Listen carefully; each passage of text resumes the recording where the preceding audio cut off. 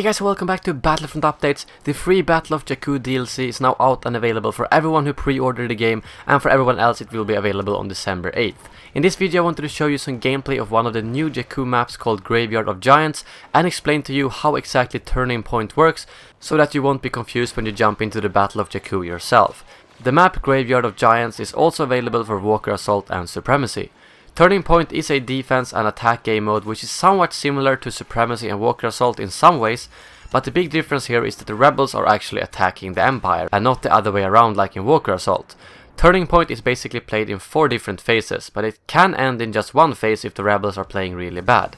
The base mechanic of the game mode is that when the game starts, the Empire will be in control of 3 control points, and the rebels has to try and capture one of those control points in order to reach the next phase. The interesting part though is that if the rebels has captured, let's say 25% of a control point, the Empire cannot reclaim that point and reset that percentage. All they can do is to stop the capture by outnumbering the rebels on the control point.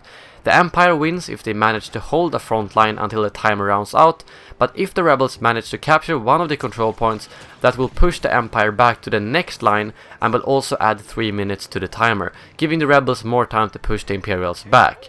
As you can see on this map, the first line has 3 capture points, the second and third has 2 capture points, and then it's the final capture point that needs to be taken in order for the rebels to win.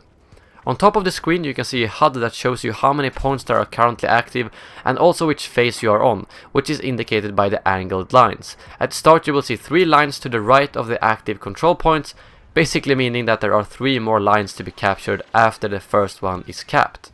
In terms of vehicles, Turning Point does contain AT-STs, which will have a bit more defensive use compared to Walker Assault, as they can be very good at clearing out the capture points of the enemy rebels.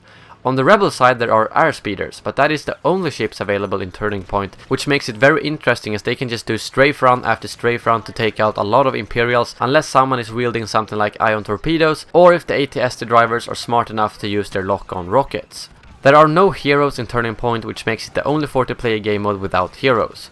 Well, that is basically Turning Point for you. I think it's a great game mode that can be a bit more rewarding compared to Supremacy, as it's always so annoying when you hold the lead for 90% of the game and then the enemies turns it around, but well, it all depends on what sort of game mode you're in the mood for. They're both good in different ways. Unfortunately, Turning Point is only available on one map right now, but I really hope that it gets patched into the other 4 big maps as well. It feels like that wouldn't be too hard to do considering that those maps are designed for Supremacy and Walker Assault. Anyways, that brings this video to an end. Stay tuned for a lot more Battle of Jakku content the coming days, and as always, may the Force be with you.